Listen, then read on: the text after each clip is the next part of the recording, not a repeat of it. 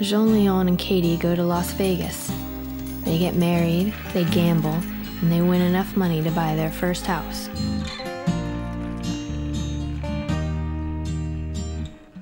Oh, what a scene, breaking through this dream, painting layers on layers, counting rings in the trees, in the wet sea breeze, for something to believe. The sea castles in sand, take girls by the hand, you borrow and steal, you're free from the wheel, something to achieve, that's the appeal. Frank Sinatra gives him a job at his restaurant Villa Capri. Jean-Léon works during the day as a taxi driver and at night as a waiter. He organizes parties for Sinatra and his friends. So far away,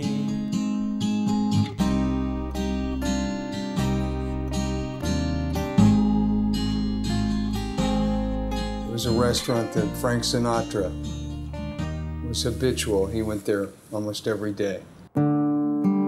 Katie has a sister, Vera. Vera is married to Carl. Carl lends money to Jean-Léon to buy a restaurant. It'll be called La Scala. Frank Sinatra, offended, opens Puccini's. Italian opera is all the rage. I was walking through Beverly Hills on a Monday night, and I walked by this place on Little Santa Monica.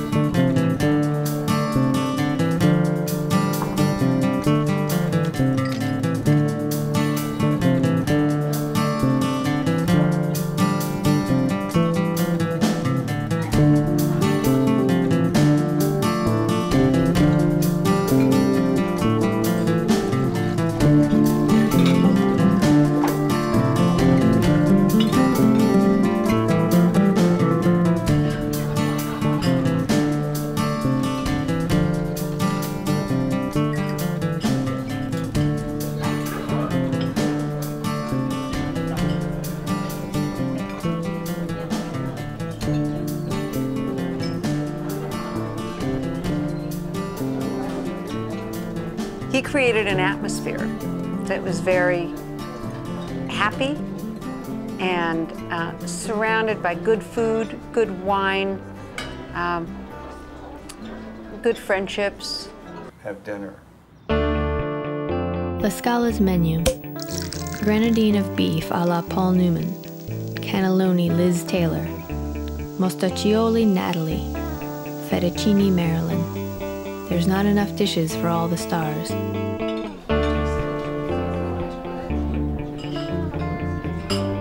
John F. Kennedy adores the fettuccine. When he's elected president, Jean-Léon inaugurates a luxury dining room for him and his Hollywood friends. The President's Room. Era por la mañana y entonces recibo una llamada y es Peter Lawford.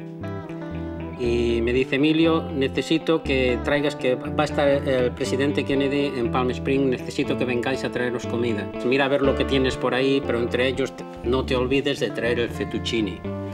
Y dije yo, oye, pero vamos, ¿cómo? Oye, pero Palm Springs, oye, ¿cómo vamos a hacer eso? Nosotros vamos a mandar un avión, vas a venir con mi mujer, que era la hermana de Kennedy. Y entonces le dice, vais a Santa Mónica, os vienen a recoger en un coche al restaurante, os llevarán al aeropuerto de Santa Mónica y de Santa Mónica venís en un avión privado a Palm Springs, con las motocicletas a los lados y entonces después había un par de coches donde iban otra gente y luego nosotros que íbamos con los del servicio secreto. Y el ir por las calles de Palm Springs con las sirenas, con todas las luces, en la cabalgata esa del presidente era algo en sí extraordinario, hasta donde estaba Air Force One, el avión del presidente. When Gigi and I were little kids, my dad never read to us bedtime stories, but sometimes he would tell us some of the stories. Jan era muy amigo de James Mason y entonces le había puesto, cuando estaban haciendo la película, le había puesto el nombre a los canelonis de pollo, Cannelloni Lolita. Elizabeth Taylor llama a Jan y le dice: Jan, estoy aquí en Londres, en el Savoy, y tengo unas ganas de comer canelonis Lolita, ¿me puedes mandar? Y allá me voy yo al aeropuerto a mandar los canelonis Lolita en hielo seco a Elizabeth Taylor en el Savoy, en Londres. Debió de quedar bien, porque al día siguiente nos llamó y tuvimos que hacerle lo mismo. Half of the ambiance. You want to know about past.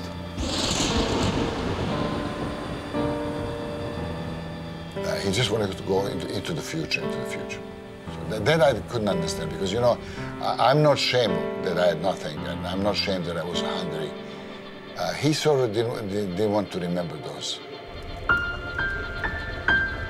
When he was 9, his city Santander burned down.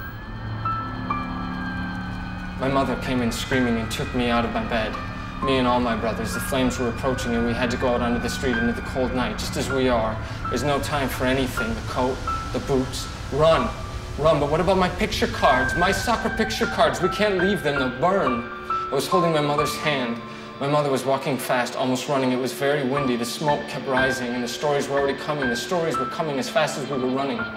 My father turned around and said, "Our home is burning down." His family moved to Barcelona. When he is 13, his father is sailing on board a merchant ship. Its cargo is armament bound for Nazi Germany. The British Navy fires a torpedo and finds its mark. There are no survivors. Both Jean Leon's father and elder brother drown.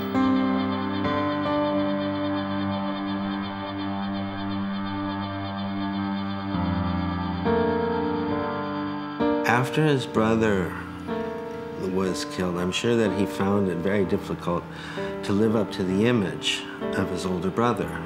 His older brother was a very, very great guy from what I understand. And my grandmother really adored her first son. And when Jose died, it was like there was this myth of the older brother, this thing that my dad had to try to live up to the image of his older brother. And I'm sure he found that very difficult. But, you know,